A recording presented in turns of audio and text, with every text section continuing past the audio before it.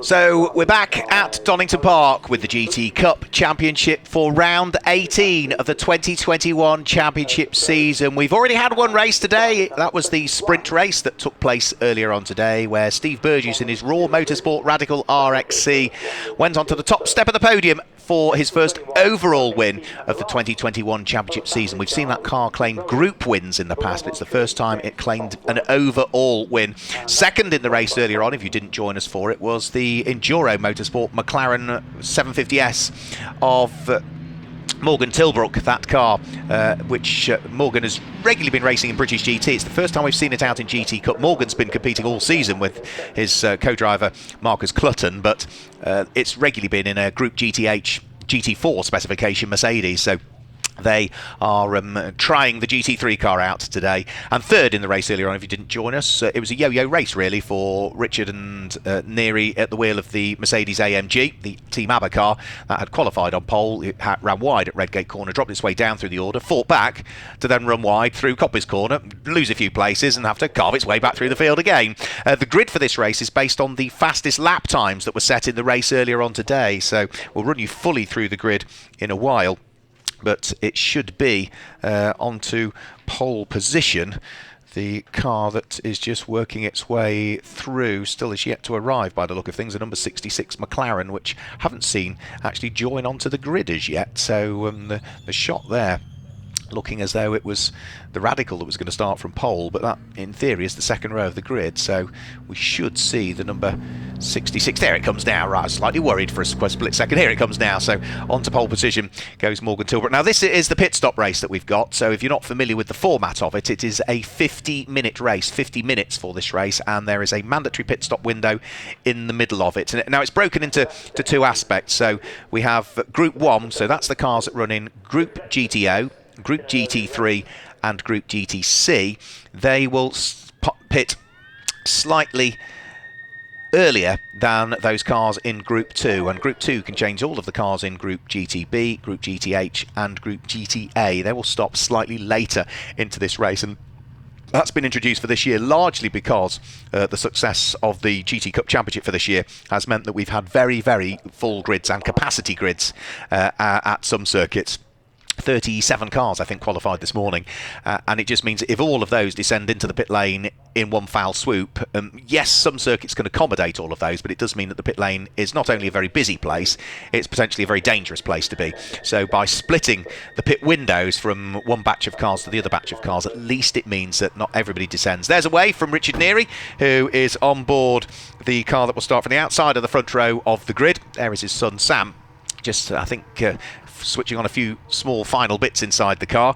We'll give you the grid, and there are success seconds to worry about, because if you win your group at a previous pit stop race, you hand yourself some success seconds for future races, is the way that the regulations are written as ever for this year. So if you win your group, it's 20 seconds extra in the pits. If you're second in your group in the previous pit stop race, it's 15, and if you're third, it's an extra 10 seconds. Any new entrants also pick up additional penalties come the pit stop window. So cars very shortly will head onto the formation lap.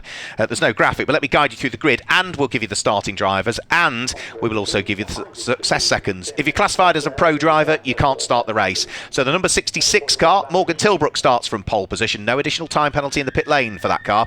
And alongside is number 88, which is Richard Neary, who's got an extra 20 seconds in the pits. All of the cars, 60 seconds stationary in the pits, plus the 18 seconds to pass through the pit lane at the regulatory speed limit, which means from pit in to pit out, minimum you should be is 78 seconds plus any success seconds that you've got. Row 2 of the grid is the number 7 car, started by Ben Dimmock, an extra 20 seconds in the pit lane, alongside the GCAT Racing number 33 Porsche of Seamus Jennings, which has no additional time penalty. Row 3 of the grid, the number 5 Porsche, Richard Chamberlain, no time penalty, alongside his number 61 John Dillon, who has 15 seconds in the pit lane. Row 4 of the grid, 41 James Simons will start alongside number 4 Graham Tilley. Neither of those have any extra seconds to worry about. And row 5 of the grid is number 9, Warren Gilbert, an extra 20 seconds in the pit lane, alongside number 28, Paul Bailey, who has no additional time penalties. Row 6 of the grid, that is Andrew Borridham, at the wheel of number 24 car, an extra 20 seconds in the pit lane, alongside David Shaw, who's got an extra 6 seconds as a new entrant for this weekend. Row 7 of the grid is Roy Millington, who's got 15 seconds when he hands the car over to Benny Simonson, and alongside is Nick Phelps, who will have 20 seconds extra before he hands the car to Dino Zamparelli.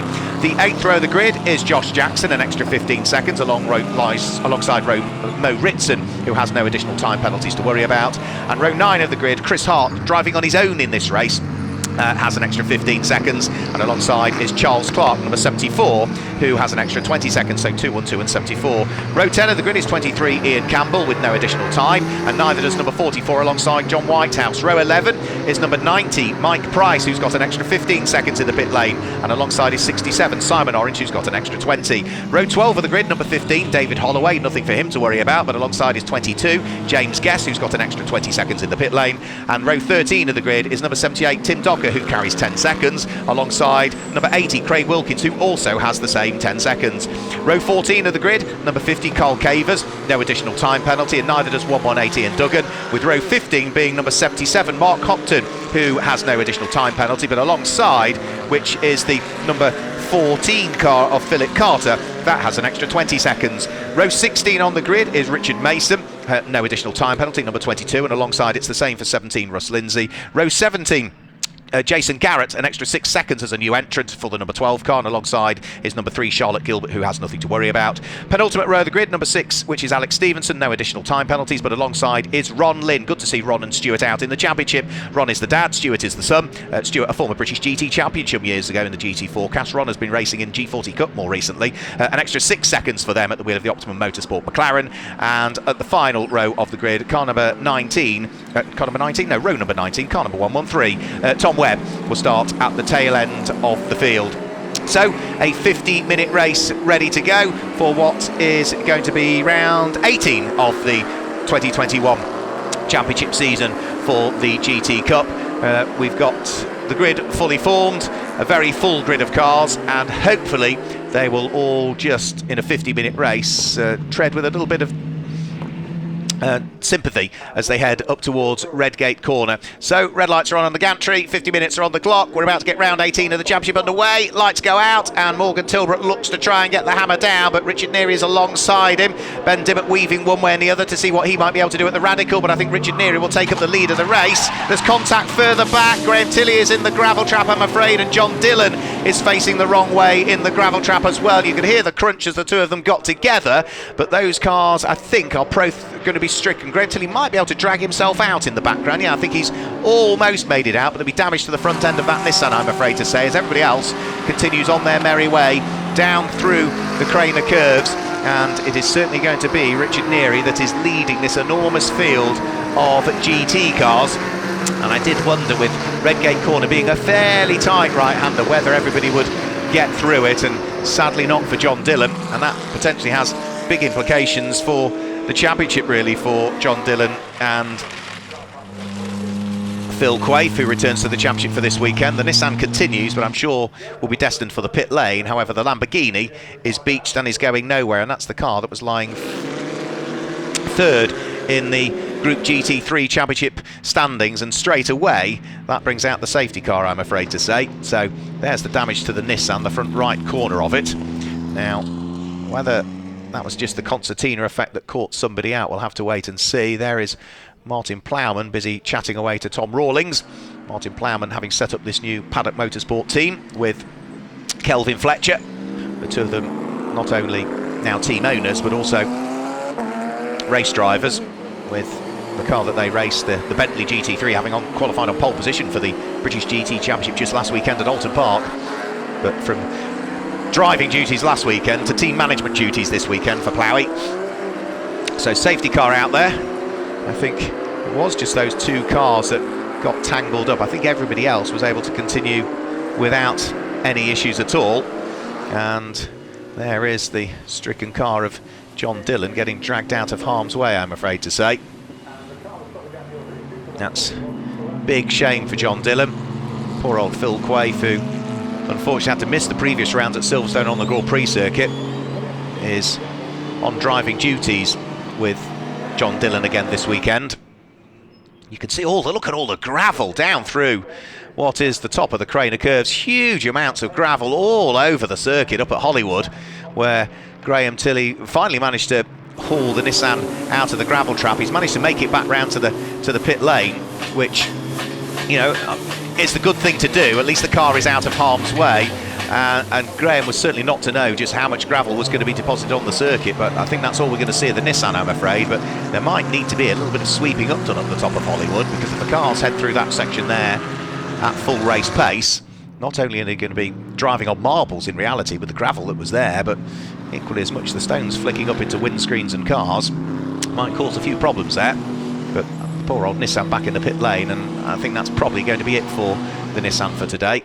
There we go, mechanics going to work, new Pirelli tyre being readied, so they'll probably have a look at the damage if they think they can repair it. Senham Fielding there to the right of your screen just looking on, who is driving the car with Graham this weekend. We've seen Graham sharing the car with Wildre Gertha for the vast majority of the season, but Senham has always been the super sub that's come in at both Brands Hatch this weekend at Donington Park. But I think the Nissan might be okay. That quick look, a bit of gaffer tape maybe on that front corner. Yeah, you can just see them pulling the bodywork off to make sure there's no tyre rub. Scrutineers and the technical staff from Butte Motorsport on hand to make sure that it's good. But we're about to get this race underway here as the lights are out on the safety car. Richard Neary looking to try and make good his escape on Morgan Tilbrook. The Nissan, I think, is just about going to stay on the lead lap as well. So the Nissan, is it going to make it out, or the red lights on at the end of pit lane? No, red lights are on at the end of pit lane, so it's not quite going to stay on the lead lap, I'm afraid, for Graham Tilley, which is a huge, huge shame. He's done a great job of getting the car out of the gravel, done a fantastic job of getting it back into the pit lane. The team doing a great job of servicing the car, but red lights on at the end of pit road means he can't rejoin the circuit until the whole field has gone by, and that's lost him a lap, I'm afraid to say. So Richard Neary gets his foot down. We get the race underway with 45 minutes to go, and it is going to be Richard Neary that leads from Morgan Tilbrook, whilst Ben Dimmock looks up the inside of Seamus Jennings and works his way through there up into third position for the Group GTO leading. Radical at this stage is now up into third position, past the point where all the gravel was on the track. You can still see the little marbles of it here, there and everywhere up through Hollywood. And as they now turn their way down and in towards what is the old hairpin, already Richard Neary is starting to put daylight between himself and Morgan Tilbrook. They never had the chance to have a proper battle in the race earlier on because of the issues that Richard Neary had on the first lap. John Dillon's car is back in the pit lane as well. The Scott Sport crew going to work to inspect the damage towards the tail end of the Lamborghini where it's tipped into the spin.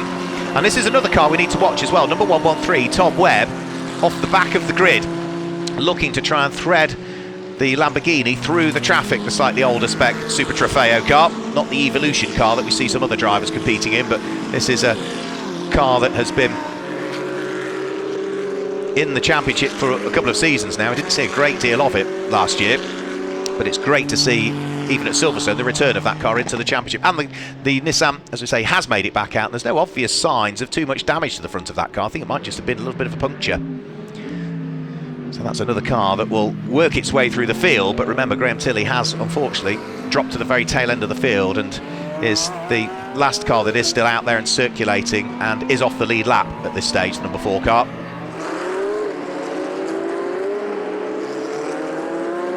There goes number 21. That's a new car to the championship for this weekend. That's Ron Lynn, former Ginetta G40 racer, sharing a car with his son Stewart, the two men from Yorkshire. But up front, Richard Neary just about having enough in hand between himself and Morgan Tilbrook. The gap between the pair of them was 1.2 seconds after 3 laps of racing. Morgan Tilbrook, Ben Dimmock, Seamus Jennings. Here comes Warren Gilbert. He leads Group GTC in the early stages. Nick Phelps in the Porsche leads Group GTB in the early stages. And then James Simons, who's running in 7th place in this race, has got a bit of a queue of cars behind him, including Paul Bailey's McLaren and the number 25 Porsche that sits behind, which will be David Shaw. Everybody else weaving their way through. Now Paul Bailey looking to try and get up the inside of James Simons. Through goes the McLaren Can-Am. We've also got the Group GTH leading car in there and the Group GTA leading car as well. So the Group GTH leading car in the early stages is Josh Jackson at the wheel of the number 1 McLaren, and he's got the black and yellow Ginetta sitting right behind him, which is going to be the Make It Happen Racing number 212 car of Chris Hart. So that's a squabble that involves a couple of the group leaders. Here they come over the top of the hill in towards the braking area for the Melbourne hairpin. Braking as late as he can comes David Shaw, and just about manages to work his way past James Simons, who's also now mugged by the Group GTH leading Josh Jackson driven McLaren on the run in towards the braking area for the Melbourne hairpin. Can the Ginetta squeeze its way through and past as well in the hands of Chris Hart? Well, he's certainly trying to, but that was a good overtake there from the number 25 car in the hands of David Shaw. Driver is racing in the Porsche Carrera Cup GB this year, David Shaw. Seen him out in historic Formula 1 cars and historic Formula 3s as well in the past at things like Monaco. Squabbles all the way down through the order. No matter where you look this season in GT Cup, there are always fights to be had and scores to be settled. And this is Chris Clark here at the wheel of number 74 Porsche.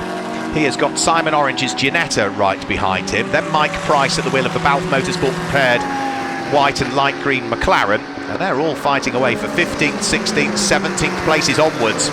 You can see there are some great fights still going on. So through the left-hander, and Chris Clark is now trying to unlock the door and gain a place on a GT3 McLaren. So Andrew Borodum doing a good job at the wheel of the Greystone GT machine. New to the GT Cup for this weekend. But in a straight line, that GT3 car has a lot more grunt and is able to edge away rather effortlessly from the GT4 Porsche Cayman. Here come the leading three over the start-finish line. They've almost got the whole of the start-finish straight to themselves. In the background, we can see Seamus Jennings at the wheel of the GCAT Racing Porsche, but Richard Neary, new fastest lap of the race that time through. 1 minute 30.303 seconds as he now moves to 1 1/4 seconds away from Morgan Tilbrook's car. But remember, this car here, the number 88 car, has an extra 20 success seconds to spend in the pit lane, whereas for Morgan Tilbrook, nothing at all for him to worry about when he hands the car over to Marcus Clutton. Side by side go the two McLarens. The number 26 car, Mo Ritson, has got to driver's left another McLaren, whilst in the background there's a spin-free and Duggan, I'm afraid, at the wheel of his Fox Motorsport Ginetta. He'll have to wait for a gap in the traffic before he can spin the car in the right direction. And the difficulty for poor old Ian there is that it's blind, he can't see what's coming up. He'll maybe have to look to the marshal's post and see what's going on. Now there's damage also to the tail end. There he goes, so there goes Ian Duggan. There was damage to the tail end of Craig Wilkins and his number 80 Ginetta I spotted onto the top of Redgate Corner. This is a great fight though that's going on here. This is Simon Orange, who has worked his way past Chris Clark's car, Charles Clark rather, and is now looking to edge away from Charles as much as he possibly can. Then Mike Price, followed by David Holloway, followed by the number 44 car, which is going to be John Whitehouse, and then it will be the Ferrari of Roy Millington. The Ferrari that sits directly behind is the 488 Evo that runs to Ferrari European specification. And there is Roy Millington, yeah, working his way past the GTH McLaren in the hands of John Whitehouse, a former champion in GT Cup from a season or so ago, where he and Steve Rushton, who he shares the car with, and is scheduled to take over for part 2 of the race. Roy Millington also up the inside of David Holloway's GT4 Aston Martin. Another place gain there for Roy Millington, who's starting to get the Ferrari on song now.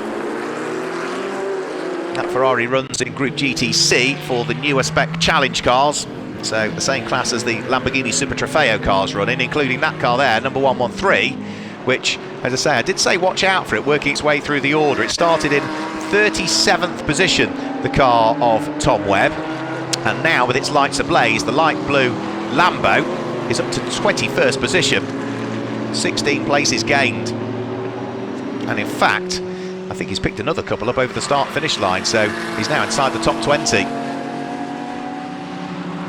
So the next car he's going to want to squeeze his way through will be Roy Millington's Ferrari. He's going to ease his way through and past that on the run down through the old hairpin. So Tom Webb still just keeps ticking off the places. Mike Price will be the next of those he wants to try and work his way past. So through McLean's corner, there's David Holloway's Aston Martin. That car is running in 19th position currently. Through goes Graham Tilley, but remember the number 4 Nissan is already a lap off the lead, so that is not a change for position, but as ever that powerful GT3 car will always thread its way through the traffic, and the light blue Lamborghini's doing the same as well, past Mike Price this time. Very, very busy circuit though, as is always going to be the case with so many cars. And John Dillon's made it back out as well, just saw the Lamborghini there, so the number 61 car out, so I think everybody is still circulating at the moment. So despite the fact we've had a safety car, the two cars that bumped into each other at turn number 1 are both not sufficiently damaged to preclude their involvement in the remaining 37 minutes or so of this race. Now, Tom Webb started this lap in 21st position at the wheel of the Lambo. Where's he going to come over the start-finish line this time through? 16th position, and already he's picked another place up by the time they get over the start-finish line. In fact, another 2 places, because he's gone past Simon Orange there, as well as Mo Ritson.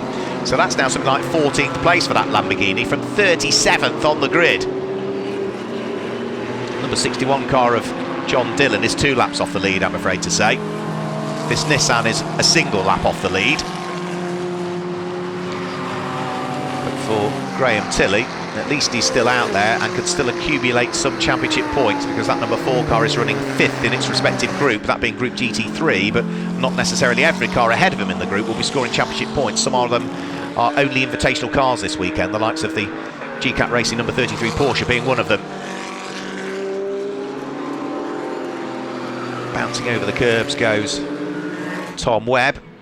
The next of the cars he's going to want to try and catch up with is going to be the number 23 car, with a new livery for this weekend for the Greystone number 23 car in the hands of Ian Campbell. That car's second in Group GTH.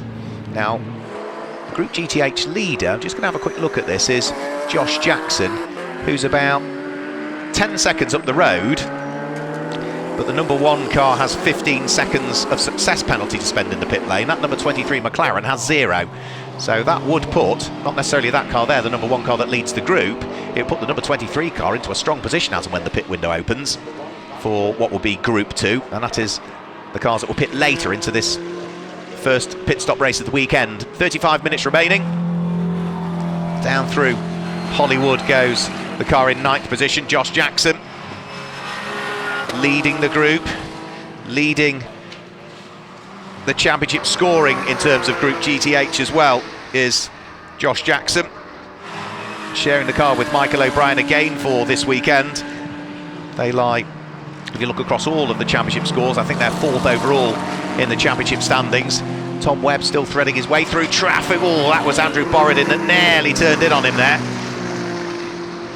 So that's another place picked up by Tom Webb. And now the next car that he wants to try and work his way through past is going to be the number 41 car in the hands of James Simons, which he's going to try and do, whilst Graham Tilley tries to squeeze his way through as well. Let's hope that they all make it through Coppice Corner. Yep, they both work their way through. So Tom Webb, 14th. I think that now puts him to 11th now that he's worked it past way James Simons on this lap, and Andrew Borodin as well. So really good drive from 37th on the grid for Tom Webb. That car did not set a lap time in the race earlier on today, and it's lap times from race 1 that give us the grid for race 2, so that's why it had to start off the back. Graham Tilley outbrakes the Lamborghini. That's Group GT3 Nissan, unlapping itself from Group GTC Lamborghini. And leading Group GTC is Warren Gilbert in 5th position, but that number 113 Lamborghini now, as I say, is going to be up into something like 11th position. So over the start-finish line, they all thread their way. John Dillon looking to try and unlap himself from the number 24 McLaren. Great to see so many different cars in GT Cup, so many different marques represented. But all the damage was done, I'm afraid, for John Dillon. Now, this is the Group GTC leading car at the moment. This is Warren Gilbert, who is driving the car owned by Jensen Lunn, who we usually share the car with. Jensen having undergone an appendix operation very recently, earlier on this week, and is not able to drive. He's still in a hospital bed somewhere, I'm afraid, at the moment. We wished him well earlier on. We still continue to wish Jensen well with his recovery. Hopefully he might be back at Snetterton. If not, then I suspect it's probably going to be 2022 before we see him back out there. And very, very graciously, he has allowed Warren Gilbert to drive the car solo for this weekend, which keeps their championship hopes alive, because it is the car that holds the point. So Warren Gilbert, and even in the absence of Jensen Lunn, that will still add to their championship tally and still keep them right in the mix for the overall championship, and more importantly, the group championship. Now, Seamus Jennings at the wheel of the number 33 GCAT Racing Porsche is 4th in this race currently. It's an invitation class car, it's not doing the full season. The pro Greg Caton will take over when we reach the pit stop window, which won't be that far away now from opening, I would have thought. And then we'll start to see all of the cars from Group GTO, Group GT3 and Group GTC descend on into the pit lane area. That is a few moments away yet from opening. Over 5 minutes before we'll see the pit window open. And whilst all of this squabbling is going on mid-pack, Richard Neary is enjoying a lead advantage of still not much more than 1 3/4 seconds really from the number 88 Mercedes, which appears into the back of the shot. And you can see just how busy the track is going to get here for Richard Neary. Up and past one of the Greystone cars he will go. The next of the cars he's going to want to thread his way through and past is Charlotte Gilbert, who is the only female we've got on the grid again this weekend. We did have Abby Eater earlier on in the season when she was sharing with John Seal. Charlotte Gilbert has arguably got one of the most difficult cars to drive. Into the pit lane, I'm afraid. Damage to Mo Ritson's Paddock Motorsport McLaren. We saw that car in strife in race 1 as well, when Tom Rawlings had an issue with it under braking in towards the S's. So it's been a tough day for the number 26 car and the Paddock Motorsport crew on that side of the garage. Richard Neary, though, the traffic is playing into his hands. There you can see the damage to the front end of that car. So something has clearly happened out on track, and just the lack of activity of the pit crew suggests that they know that that car is going no further in this race with just over 30 minutes to go. So here's the race leader. This is in towards the S's on lap number 12 at the moment. And where is second place? There it is. There's Morgan Tilbrook in second place. Be a while before we see Ben Dimmock appear in third position at the wheel of the Radical heading in towards the S's. So more traffic to be dealt with all of the time. Past Ron Lynn's McLaren, past Carl Cavers and the Porsche.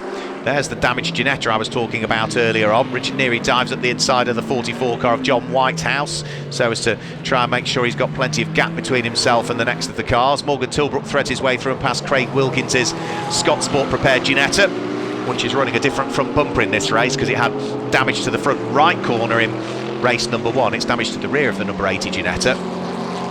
In this race, you might just be able to see the damage to the Ginetta. There it is there, look, with a big carve out the back that's damaged the rear Venturis on the car. Now this number 23 McLaren here, it is bottled up at the moment behind Roy Millington's Group GTC Ferrari, which is trying to attack Andrew Borodin's McLaren. Just ahead of that is James Simons, and all of this is for position as well actually. So James Simons is in 12th place, Borodin's McLaren is 13th, Roy Millington's Ferrari is 14th. Then we got the number 23 McLaren is there in 15th position, but is also coming under attack from Simon Orange, who at the wheel of the Ginetta might just be able to squeeze his way through here, the Group GTA Ginetta. He's running alongside the McLaren, but the McLaren has a bit more puff in a straight line, and they're right in front of the race leader as well. There was almost a touch between the pair of them, and that was right in front of Richard Neary as well.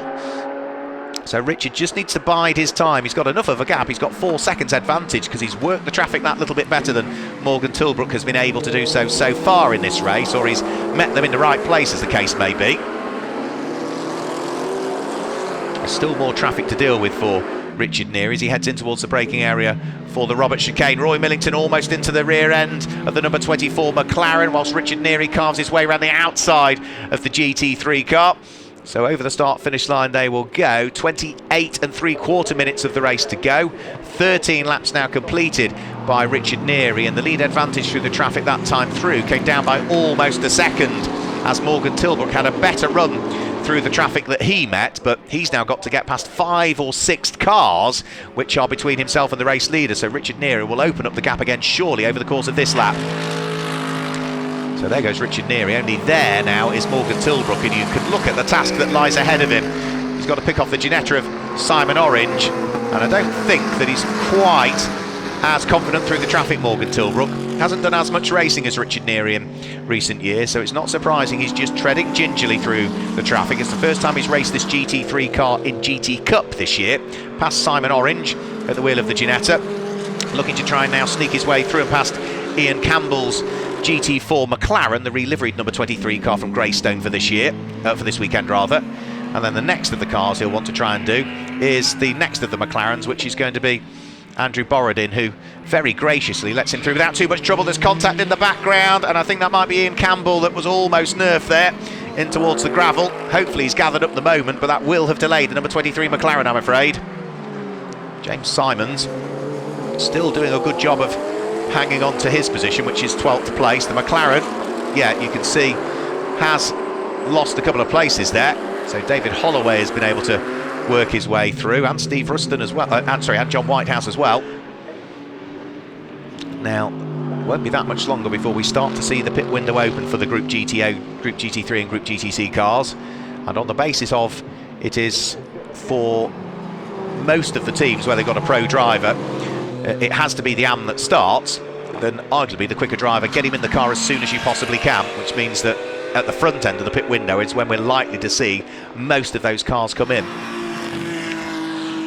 There is our race leader, Richard Neary. 9.2 seconds is the lead advantage. He was 6 seconds quicker than Morgan Tilbrook on that lap. He was enormously delayed by the traffic, but has now worked his way past everybody. But it took him a couple of laps to deal with all of the traffic, Morgan Tilbrook, and he will have to see what he can do. The good thing is that that car is only 9 seconds off the race lead, but will stop for 20 seconds shorter come the pit window, because when Richard Neary hands over to son Sam Neary, they will have an extra 20 seconds to spend in the pit lane relative to the number 66 McLaren. So might have delayed Morgan Tilbrook, but the fact that he was able to sit on the coattails of the Merc for as long as he possibly could and only lose out through the traffic does mean that when Marcus Clutton takes over that number 66 McLaren, it will still be in a strong position because of the lack of success seconds they carry in this race. Of course, if they are successful in this race, they would then pick up the extra success seconds for tomorrow's race. So pit window is now open. Into the pit lane comes Richard Neary. So the pit window opens with 26 minutes of the race still remaining. They have to park the cars at 45 degrees because the Donington pit lane would still be tight with all of the cars in there. In comes Morgan Tilbrook, not unsurprisingly, to hand the car over to Marcus Clutton for part 2 of the race. And I suspect the vast majority of the cars in Group GTO, Group GT3 and Group GTC will all dive for the pit lane. There's the familiar crash helmet of Marcus Clutton, ready to jump on board the McLaren GT3. James Simons also heads for the pit lane to hand over to Tim Morley. Andre Borodin is in to hand over to Ed Peed, who joins the championship for this weekend. Seamus Jennings is in to hand over to Greg Caton. It looks as though Ben Dimmock is in to hand over to Steve Burgess. So as I thought, the vast majority coming in. Warren Gilbert staying out though, interestingly enough. He is driving solo. There's no additional drivers for him to worry about to share with for this weekend. Paul Bailey is in at the wheel of the not quite unique, they never built 3 of these cars based on the MP412C, but that is the McLaren Can-Am. More power, more aero than the standard MP4-12C. That is chassis number 1 as well. Only had 500 kilometres on the clock when it came to the circuit this weekend. Paul has raced it in the past. That was in the Dutch Supercar Challenge back in 2013, 2014. So Marcus Clutton rejoins the circuit. Graham Tilley is in as well to hand over to Senan Fielding. John Dillon, I would imagine, should be in shortly. Tom Webb is in after a great stint to hand over to James Webb. And there is, out onto circuit, now Marcus Clutton. And following out, about 10 seconds later, goes Sam Neary at the wheel of number 88 Mercedes. So now on the basis of that lots of other cars haven't pitted, that is not for the lead of the race because we've still got over half of the field that haven't pitted as yet. So, but in theory, once everybody has cycled through this pit stop, then we should then see that McLaren leading and the Mercedes in second, but that is a few laps away from happening as yet. So Marcus Clutton sides his way past Josh Jackson, who still continues to lead Group GTH in the number 1 McLaren. He will hand the car over to former British GT racer Michael O'Brien for part 2 of the race, but for Group 2, which is GTB, GTH and GTA, the pit window opens later for them. It's going to be another couple of minutes really before we start to see those cars dive their way towards the pit lane.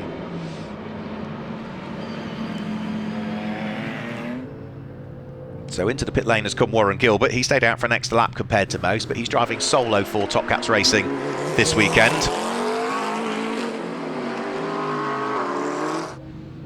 Into the pit lane now comes John Dillon. So John Dillon heads for the pit lane. One car that we haven't seen in this race is poor old Richard Chamberlain's Porsche, which I don't think was able to take the start. So we've not seen that orange Porsche at all in this race, and I think there was a gap on the grid where he should have been and wasn't quite able to make it. So that's a relative gap first to second. Flash of the lights for Sam Neary to try and forewarn Josh Jackson that he's going to come through on the approach up towards Redgate Corner. So through goes the number 88 Mercedes onto the Group GTH leading McLaren. That ultimately would have been for position, but remember the Mercedes has pitted, the McLaren hasn't. And off, I'm afraid, has gone number 3, which is Charlotte Gilbert. That's at Coppice Corner, and that could well require snatching out of harm's way, that car. Now, the pit window is shortly to open for the next batch of the cars.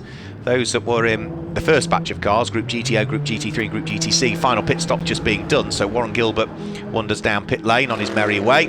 Charlotte Gilbert, thankfully, with fantastic work by the marshals who've given the Marcos a shove, he's able to rejoin the race. And Charlotte doing a really sensible thing of driving the car along the grass to try and bounce all of the gravel out of it and prevent it from disappearing onto the track.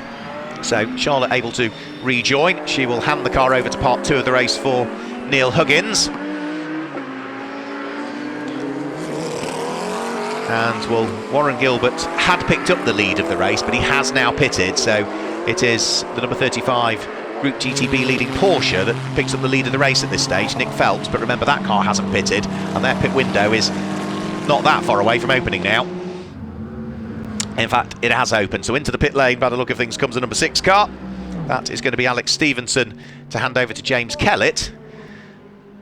Now, 21 minutes to go. That car was in the pit lane before the 21 minutes to go mark, so I'm not sure whether they might have perhaps tempted fate there with that car coming into the pit lane with only a few more seconds to go than 21 minutes, but I thought the way the regulations were written is that for Group 2, on the Saturday pit stop race, the pit stop must be carried out within the 29th and the 35th minute of the race, which would mean that is 21 minutes to go, and it was in the pit lane with about 21 minutes and 6 seconds to go at its pit stall, but that's for the officials to worry about. Everybody else is now filing their way into the pit lane, which is not unsurprising. And as I say, I think this puts a few other cars that were maybe further down through the order into a strong position, because the car that was leading Group GT8, the number 1 McLaren of Josh Jackson, when he hands over to Michael O'Brien, that has an extra 15 seconds to spend in the pit lane. So coming to a halt is the number 15 Aston Martin. That is former British GT champion Bradley Ellis about to jump on board the number 15 Aston Martin.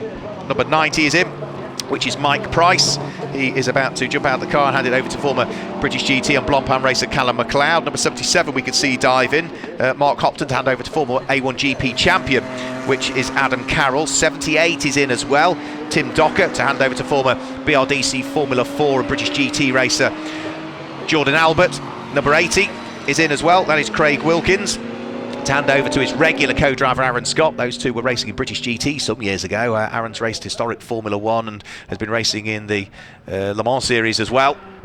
And he's about to jump on board that number 80 car, a car which he and the Scott Sport team prepare. But I think, without exception, pretty much everybody has dived into the pit lane that time through. Philip Carter ready to hand over to Michael Broadhurst, who returns to the series. Now, we need to keep an eye now on what the relative gap is between that Mercedes and race-leading McLaren in the hands of Marcus Clutton. The gap is coming out. Last time through, Marcus Clutton set the fastest lap of the race at the wheel of the number 66 car, but he's got traffic to deal with on this lap, and that is the E46 BMW GTR that he sides his way past, which is Jason Garrett. Flash of the lights also to forewarn the number 17 car that Russ Lindsay shares with Patrick Collins, that needs to move out of harm's way. Tyre change going on here. Now this is the number 1 car of Josh Jackson being handed over to Michael O'Brien, maybe because the team know they've got an extra 15 seconds to spend in the pit lane, and it is in particular the left-hand wheels and tyres on these cars that take the hammer, because it's largely a right-handed circuit. A quick change of that Pirelli, because that's the tyre you really lean on to a good degree, and if there's time to do it, then why not if you can. Now, there is a limit on the amount of tyres that you can utilise. They are restricted to 3 sets of slick tyres per day in the GT Cup Championship. Through goes Marcus Clutton. Here comes Sam Neary in second position. Relative gap is 5.8 seconds as the gap extended by a further 3/4 of a second that time through, with 18 minutes to go. We'll guide you fully down through the top 10 and pick out the group leaders once all of the pit stops have been concluded, because there'll still be some shuffling in the order over the course of the next few laps. So for instance, Nick Phelps shown third on your screen, is in the pit lane at the moment, handing over to Dino Zamparelli, and that is a spin, and I'm afraid to say that's James Webb. That Lamborghini had been going so well in the hands of Tom Webb, who'd worked it up through the order, but a spin for the Lambo when it was running in 15th position. Hopefully that's all it was, but no, that car is slow. Oh, I'm afraid to say, oh, that's a puncture.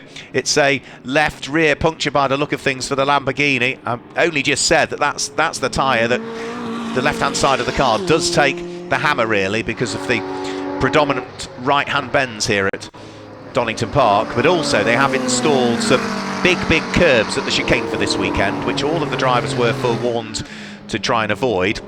I think in testing yesterday, Phil Quaife tried it to see what the car would do, decided he'd never do it again. So maybe there's been either a little bit of debris, that we've had plenty of stones on the circuit, and maybe it's that or a curb that's caused the damage to that. The Pirelli technical team, as ever, will look into the carcass of that car afterwards and see exactly what might have caused the tyre failure. You can see all the stones there at the top of Hollywood that have been brought out, so it could be something as simple as that that's caused the failure, but that is a big shame for the car that had come from 37th on the grid right the way up through the order. Final few pit stops still taking place for the second batch of cars, Group 2, those in GTB, GTH and GTA. Back out onto track goes Jason Garrett, having served his pit stop plus the additional 6 seconds that he has had to do as a result of being a new entrant into GT Cup for this weekend. The E46 not only looked good when it's in GTR format, it sounds absolutely glorious. The last of the 6-cylinder Beamers before the V8 was introduced in the next evolution of the M3. But the GTR just looks superb, and particularly with the gold livery to it, glinting in the sunlight here at Donington Park. Not only does it look good and sound good, but it goes well as well in the hands of Jason Garrett, the Petrolhead Motorsport team as it's known. Back in the pit lane, right, now here comes Sennan Fielding, and that looked like it might have been a stop-go penalty potentially for that car. It didn't stop for long, but it's been waved back out again by the team. Sen heading back out there. He's going to rejoin directly ahead of Simon Orange and will slot in behind. That car, remember, is already off the lead lap. So let's run you down through the order then at this stage with 15 minutes to go. Number 66, Marcus Clutton, leads the race at the wheel of the GT3 McLaren by some 6 3/4 seconds from number 88, Sam Neary, who is second at the wheel of the Mercedes. Third is the GCAT Racing number 33 Porsche of Greg Caton, and fourth at the moment is the group leader in Group GTO, which is going to be the number 7 Radical in the hands of Steve Burgess. Fifth is number 28, which is Ross Wiley. Now he is second in Group GTA, but is catching the Radical ahead, so he's 8 seconds adrift of that car, but is reeling it in, so that could be a battle that might be worth watching, not just as yet, but in another 10 minutes time towards the checkered flag it could be. And in 6th place it's the Group GTC leading Lamborghini of Warren Gilbert. 7th place is going to be the number 25 Porsche of David Shaw.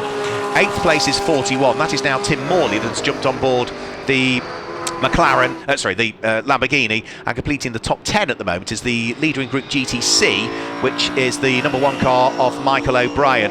The other group leaders that we've got that are outside of the top 10 at the moment, Group GTA is being led by the number 212 Make It Happen Racing Ginetta in the hands of Chris Hart. That is in 13th position, and I think that is probably all of the group leaders that we've got at the moment, because all the rest of them are inside the top 10. So that is the way that they line up at the moment. This is the number 50 car. Now this is Benji Hetherington fighting away with Steve Ruston, who's now jumped on board the championship winning McLaren from a couple of seasons ago. They're fighting over 16th and 17th places, Benji just having got past the McLaren. And as for Tim Morley, I keep an eye towards that Lamborghini, because in the hands of Tim Morley it went really well in the first sprint race of the day.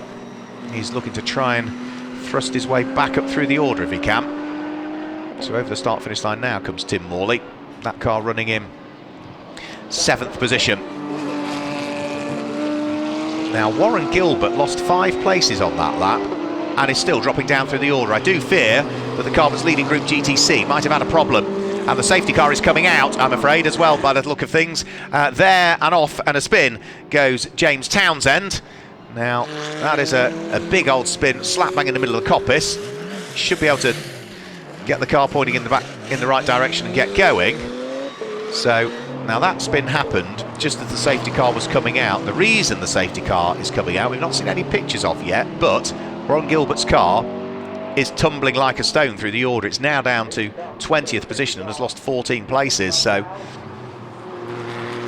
and is still going down through the order. Now, is the safety car going to get out and catch the race leader? Yes, it does. Marcus Clutton is well aware as to what's going on.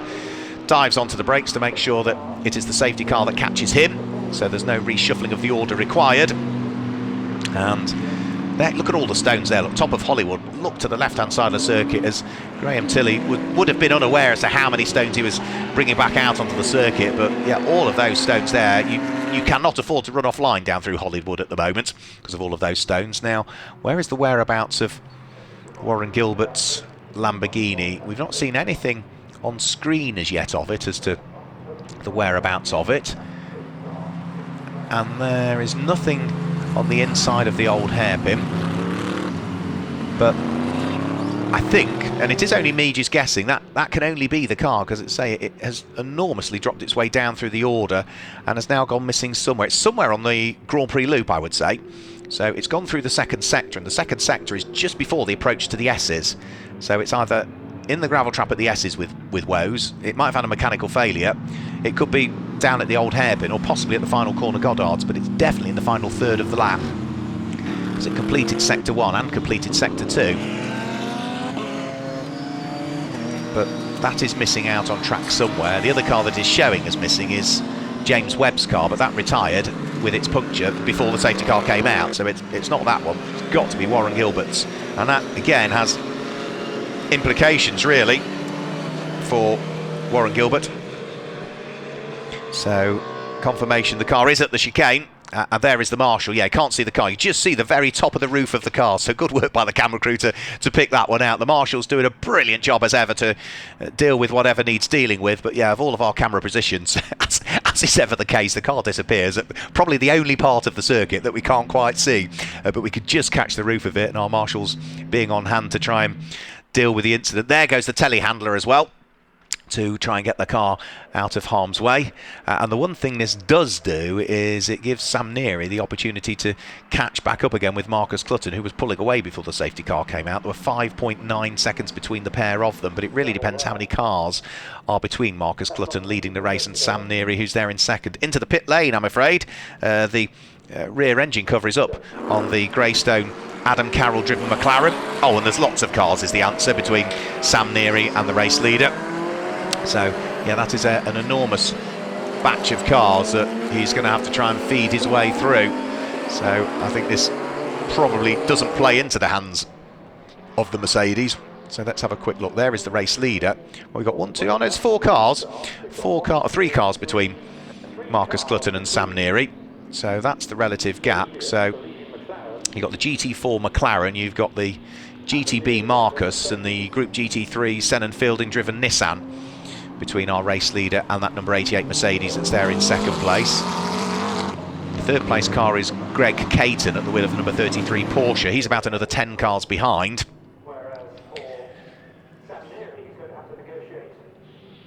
And the car that's fourth in the race is going to be Steve Burgess at the wheel of the Radical. Where is he relative to the Porsche? He, I'm looking in the background, is again probably another 10 cars behind or something like that by the look of it. Yeah, so Sam Neary of all of those, there is the Radical there, and I think the Porsche is already heading down towards the bottom of the Grainer curve. So 1, 2, 3, 4, 5, 6, 7, 8 cars between the number 33 Porsche just heading through shot now, and then the Radical just coming in towards the corner now. So of all of those at the sharp end, Sam Neary probably has got a better opportunity to catch up with Marcus Clutton than anybody else has behind, catching up with the car in front of them. So we'll have to wait and see, but we've only got 8 minutes to go.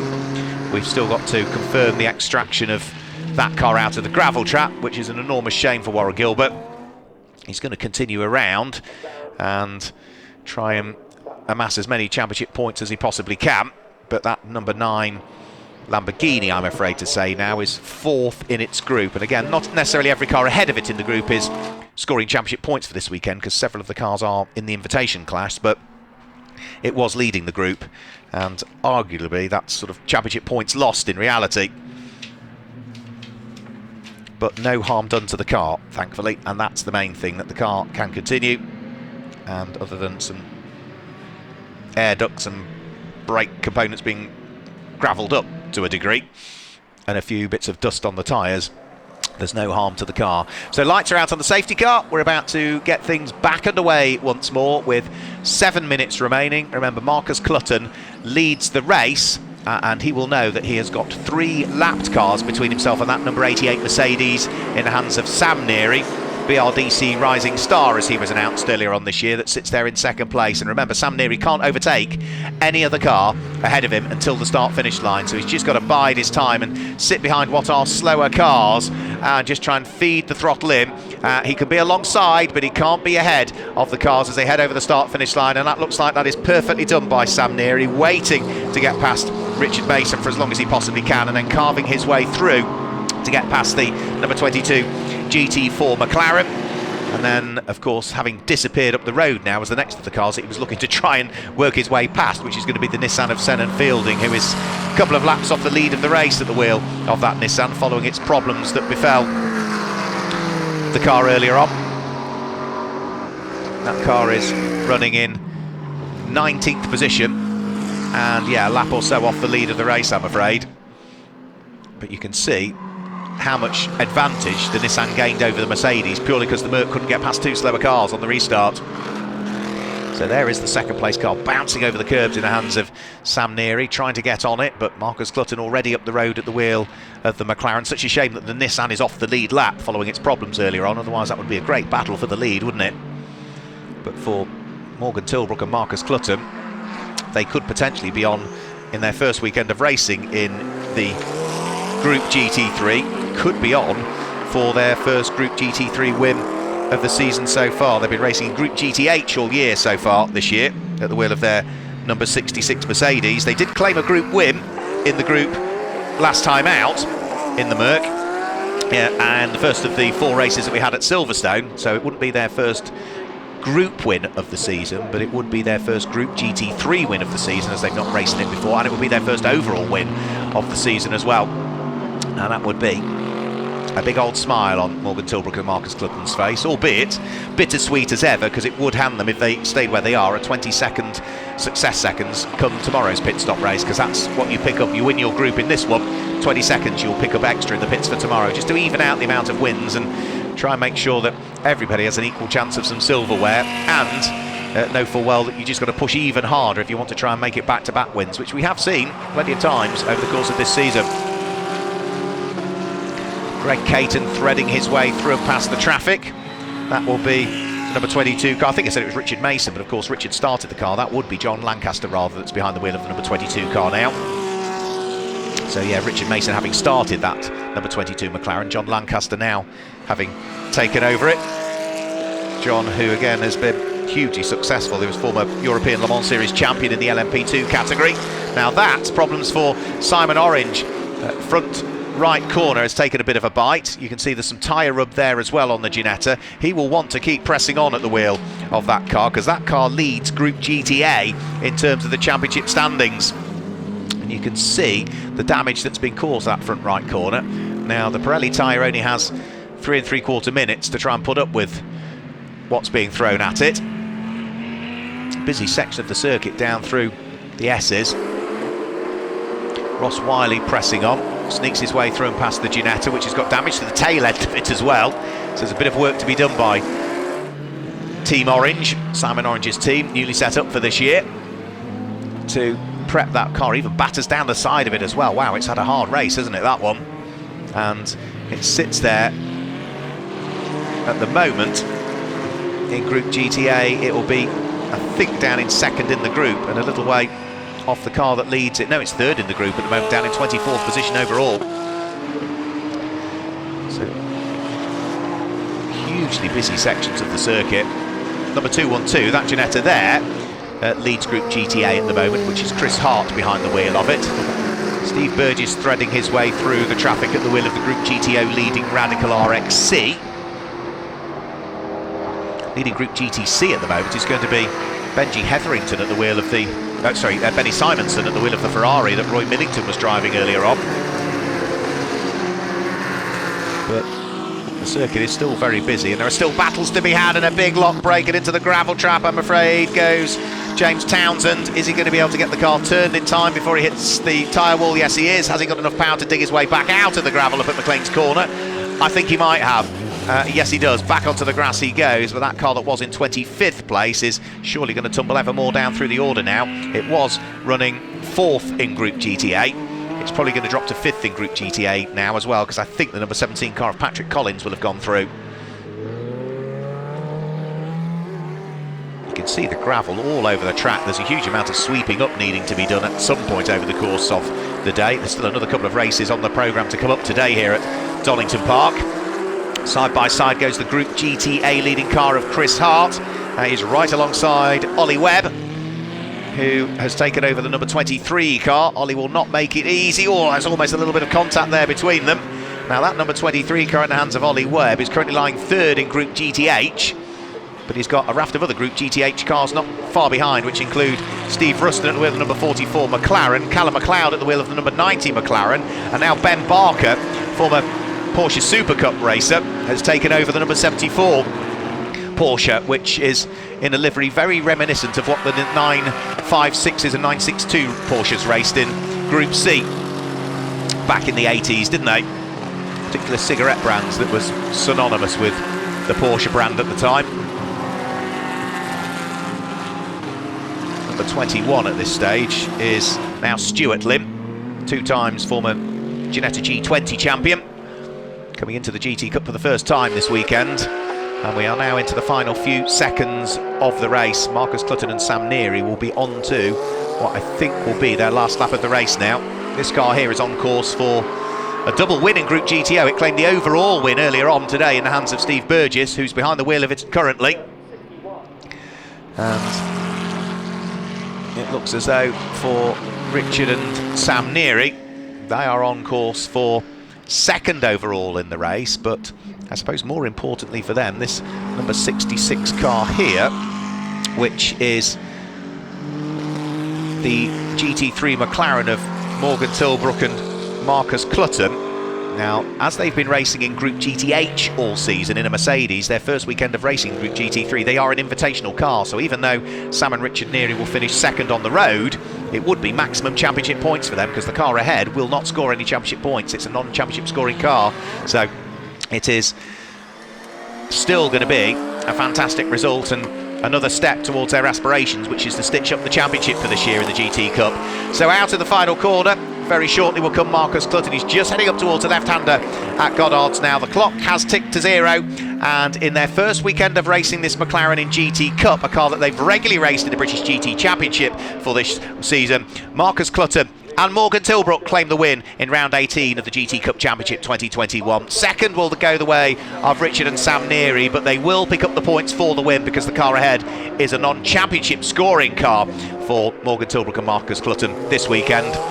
3rd should see Seamus Jennings and Greg Caton finish in 3rd place, and they are about to, here they come now at the wheel of the GCAT Racing Porsche over the start finish line. They finish in 3rd place. That is another invitational class car for this weekend, and 4th place should be the Radical. It'll appear into background in the shot any moment now. Steve Burgess, having claimed the win earlier on, will bring it to the checker flag. Ben Dimmock, having done the hard work in the early stages, that will be the car that finishes 4th and win Group GTO, and 5th will be the car that's 2nd in Group GT, only now over the start-finish line, the orange McLaren, started by Paul Bailey, brought to the checker flag by Scotsman Ross Wiley. 6th place, off the lead lap, is going to be the number 56 Group GTC winning car, which will be Roy Millington and Benny Simonson. And we've still got squabbles going on further down through the order as well amongst the Group GTA and Group GTH competitors. Flashing the lights for Michael O'Brien. That car, the number 1 car, will win Group GTH. So it did overcome what was the additional time penalty in the pit lane, and all the rest of the cars now just feeding their way over the start-finish line, including what was a great race from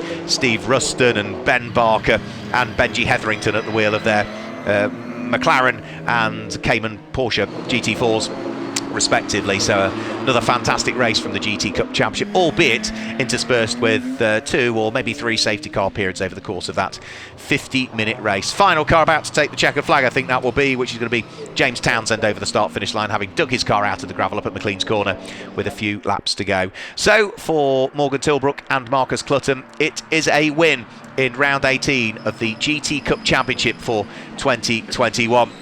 Hard-fought race that always looked as though it was going their way, because they had no success seconds to worry about in that race compared to the Mercedes, which finished only 7 seconds behind it in the end, but did stop for an extra 20 seconds come the pit window. But of course tomorrow the McLaren will pick up a 20-second time penalty in the pit lane, and the Mercedes, because it's finished second in its group, will pick up an extra 15 seconds in the pit lane. So we'll have to wait and see as to how it all pans out tomorrow with round 20 of the championship. I'll just confirm the results for you. Still a few technical issues. We do apologise that we're not able to bring you as many graphics as we would wish.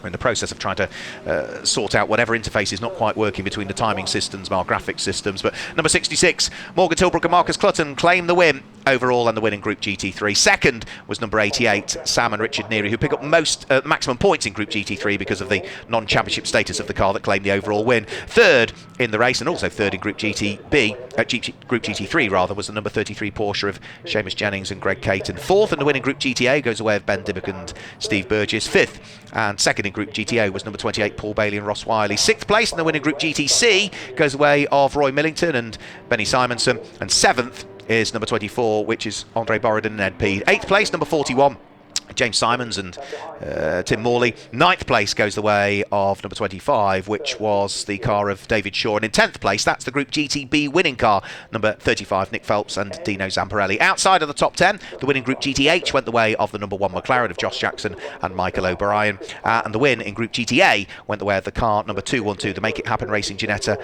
of Chris Hart. So that gives you the top 10. It also gives you the group winners at round 18 of the championship from the GT Cup. But we've got more GT Cup action coming up tomorrow here at Donington Park, with further sprint races and a further pit stop race to come as well on day 2 of our action here at Donington Park. So we'll bid you goodbye until we see more GT Cup action tomorrow here at Donington.